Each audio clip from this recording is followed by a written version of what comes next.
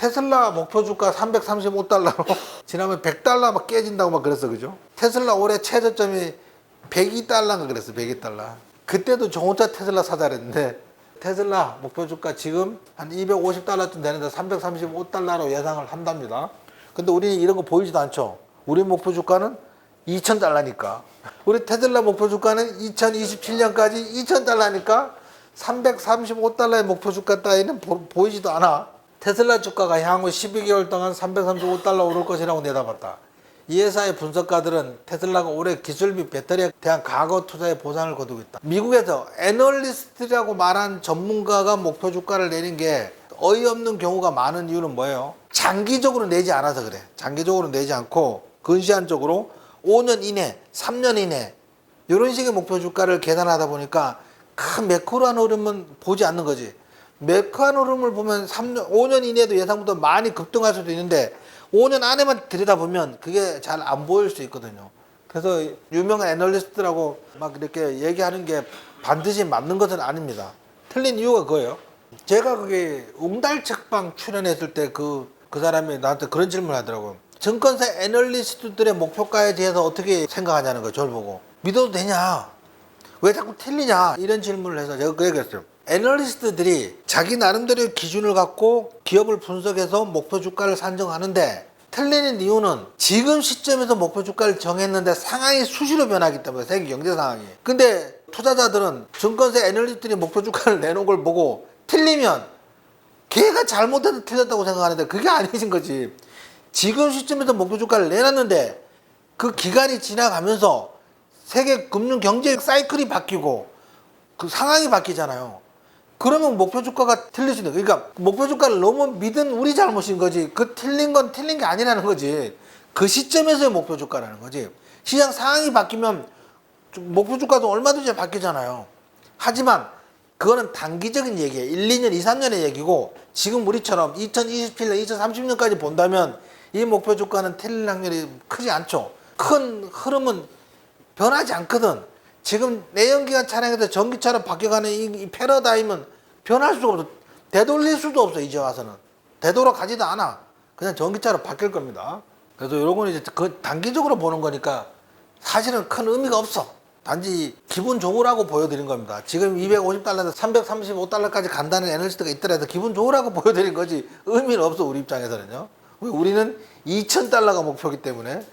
RCB 캐피탈이라는 자산 운용사가 있는데 테슬라의 풀 셀프 드라이빙 자율주행이 굉장히 좋을 거라고 생각한다는 거죠. 아웃폼 등을 유지하면서 자동차 회사가 완전 자율 전기 장치를 향해 계속 노력함에 따라 주식에 대한 11개월 내 목표 주가를 얘는 또 300달러로 올렸네요. 분석가들을 메모해서 우리는 로봇택시가 우리 생애 다른 어떤 것보다 잠재적인 사회를 변화시킬 수 있다고 믿는데 이제 로봇택시가 빠르면 올 연말, 늦으면 이제 내년 하반기 정도에 출시가 될 거라고 하는데 로봇택시는 다들 아시죠? 내가 운전을 하고 사무실 출근해서 주차장에 세워놓으면 이 택시가 지가 돌아다니면서 돈을 벌어와. 우버처럼 이렇게 부르면 자율주행에 가서 손님을 싣고 목표까지 데려다 주고 되돌아오는 그런 획기적인 건데 사실 거기에 막 기대가 굉장히 많잖아요. 사람들이요.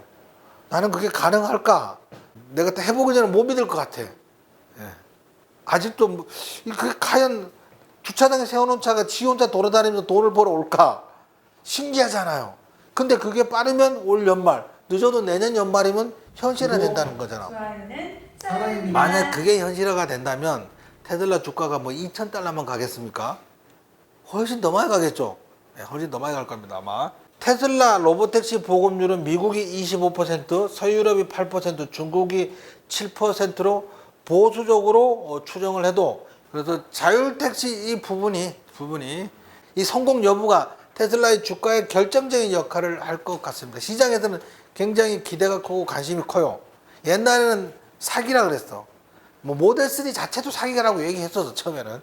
요거는 이제 테슬라가 찍어낸다는 거지. 차체를 찍어내는데 도요타에서도 그거를 도입한다 뭐 그런 얘기야. 근데 이제 도요타 때문에 이 얘기를 한 게 아니고 테슬라가 이걸 찍어내는 거에 대해서 이렇게 자세한 기사를 제가 그동안 못 봤었어요. 근데 여기서 자세히 써놔서 테슬라 차체를 어떻게 찍어내는지를 보려고 이 그림을 제가 넣었어요. 그게 이제 큰 캐스팅 그 찍어내는 기계 있잖아요, 그죠? 주물이라 그러나? 캐스팅의 사용은 모델 Y의 크로스오버와 함께 테슬라에 개척되었다. 테슬라는 아예 생산 공정을 확 줄여버린 거야. 차체를 찍어내버리니까 용접 안 하고. 철을 용접하고 연결을 해야 되는데 그거 필요 없이 그냥 프레임을 찍어내버리니까 그 공정이 확 줄어버렸죠.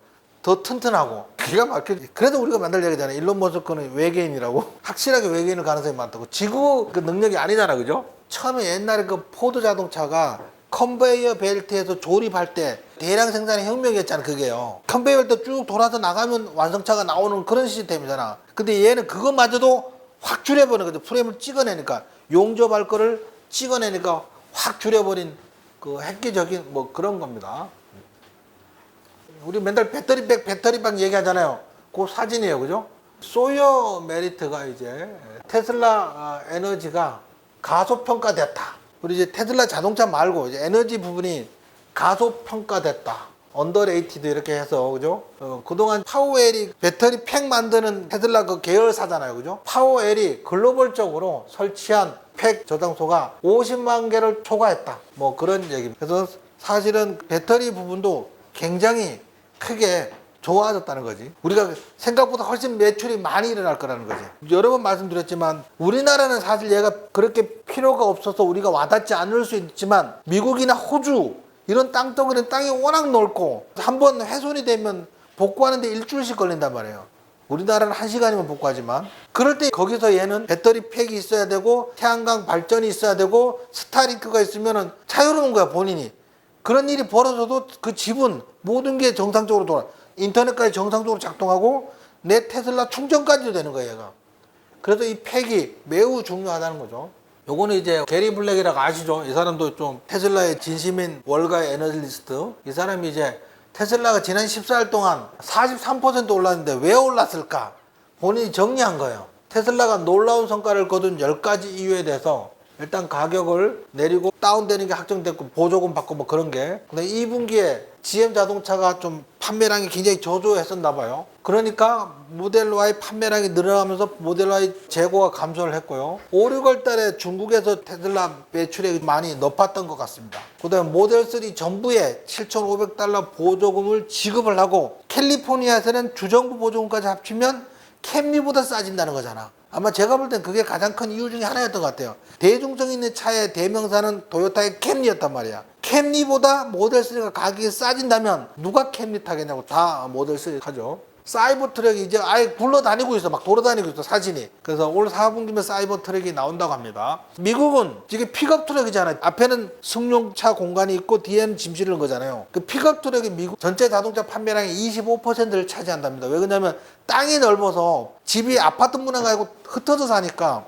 한 달에 한 번씩 그 픽업 들고 가서 마트에 가서 왕창 한 달 먹을 거 장봐 가야 돼. 그 다음에 그네들은 따로 떨어져 사니까 우리는 무슨 뭐 수리만 나면 AS 전화하면 AS 기사들 막 오잖아요. 걔들은 안 오니까 본인이 알아서 수리를 해야 돼. 집이 부서져도 본인이 수리해야 되고 전기가 뭐 해도 그러니까 그런 기구 같은 것도 살고 그러니까 픽업 트랙의 인기가 굉장히 좋답니다. 근데 그게 4분기에 나오는데 덩치도 크고 아주 힘도 세고 트위터 새로운 CEO 선출을 해서 이제 트위터로 인해서 스트레스가 사라진 거지. 새로운 CEO를 앉히면서 그 일론 머스크가 트위터를 해서 손을 떼면서 완전히 떼진 않았겠죠. 엔비디아가 그 2분기 실적이 매우 좋아질 거라 그래서 한 날 23% 뛰었잖아요, 그죠? 23% 폭등을 했어요, 엔비디아가. 그 충격으로 야 테슬라도 로봇 택시 로봇 뭐 이런 거 같으니까 AI 관련주 아니야 그래가지고 같이 덩달아 뛰었다는 거죠.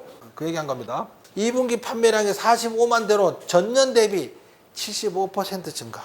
판매량이. 예상 목표가가 계속 늘어나고 있다는 거지. 아까 $335 뭐 이렇게 목표 주가가 계속 늘어나는 거고. 테슬라가 광고를 하기 시작했다. 뭐 지난번에 한번 말씀드렸어요, 그죠? 광고를 하기 시작했다. 이건 뭐예요?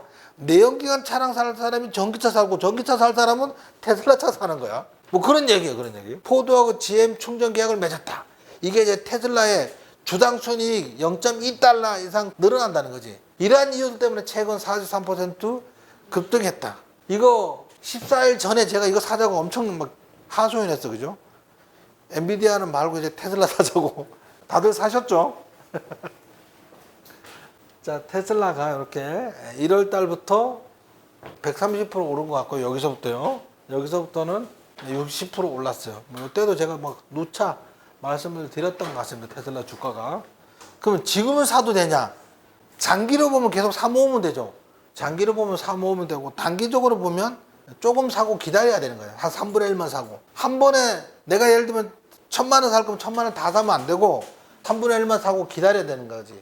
근데 나는 매달 얼마씩 살 거야. 그러시는 분들은 가격 불문은 그냥 사 모으는 거야. 왜 그러냐면 주가가 단기간 오르면 꼭 이렇게 조정받고 또 오르고 이렇게 가는 성질이 있어, 성질.